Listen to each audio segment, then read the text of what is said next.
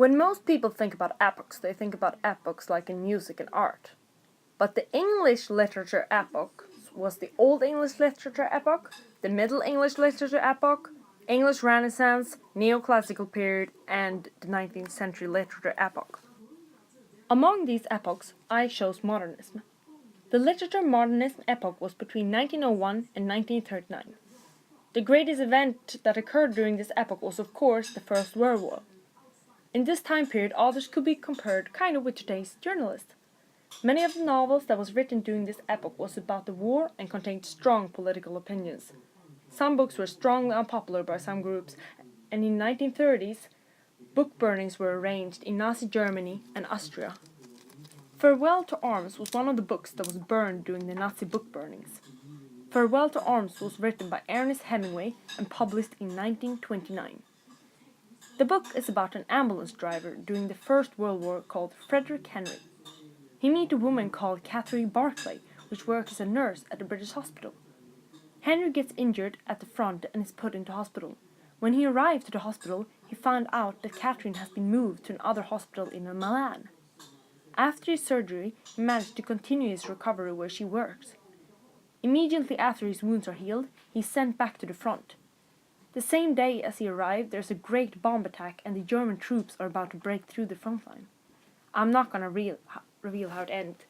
No spoilers. The author, Ernest Hemingway, was born the 21st of July 1899 in Chicago. He worked as an author and journalist, but he was also in duty as an ambulance driver during the First World War. Many parts of his book Farewell to Arms are directly connected to his life story actually. He also got injured in the war, just like the main character, Frederick Henry. Farewell to Arms and many other books during this time take place during the war and try to convince the reader about political opinions. Ernest Hemingway's books was burned in Nazi book burnings 4 years after the book Farewell to Arms was published. He received the Literature Nobel Prize in 1955, but shortly after he was in an accident and got injured for life, and on the 2nd of July 1961 he committed suicide.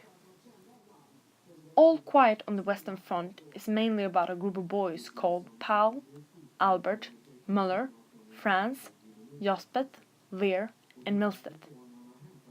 They graduate and sign up for military. They get a strict general who forces them to crawl in mud, sing on command, or whatever they are told. When they stand at the platform, ready to step on the train to war, they get to see how they unload injured and dead people from the front. At the front, Albert loses his leg and later dies from his injuries. They stay at the front for 1 year. I'm not going to spoil anything more this time either, but I can tell you it's a very, very sad story. Erich Remique was born the 22nd of June in 1898. In 1960, he was sent to the Western Front. After spending less than 1 month at the front, he was seriously injured. He became an author, although his side income was to sell tombstones.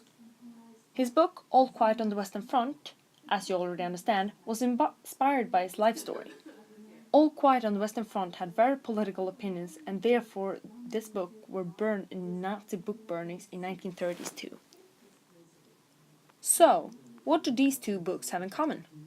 Well, both books are inspired by the author's own life story. And both of them also had political opinions that was very unpopular, so they got burned at the Nazi book burnings. And both of them also leave something behind to the future and tell us something about how it was during the First World War. Oh, almost forgot. Here are my sources for facts and pictures. Thank you.